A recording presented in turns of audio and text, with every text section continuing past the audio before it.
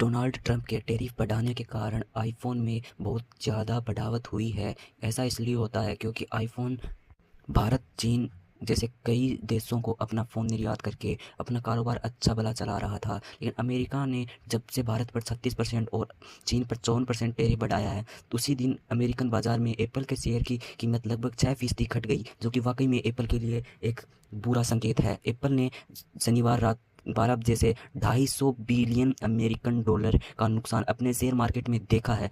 यह पहली बार Apple company में हुआ है जैसे किसी अमेरिकी टैरिफ के कारण या किसी सीमा शुल्क के कारण एप्पल कंपनी को सबसे ज़्यादा नुकसान झेलना पड़ा।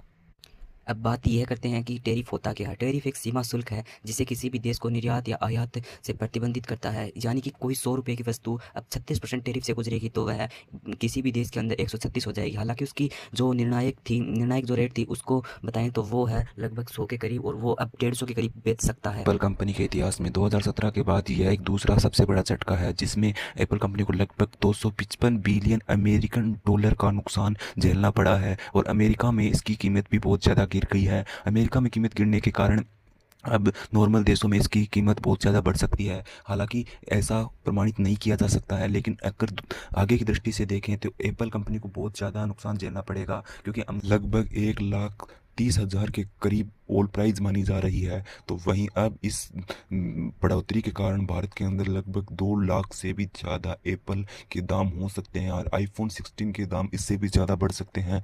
Euro report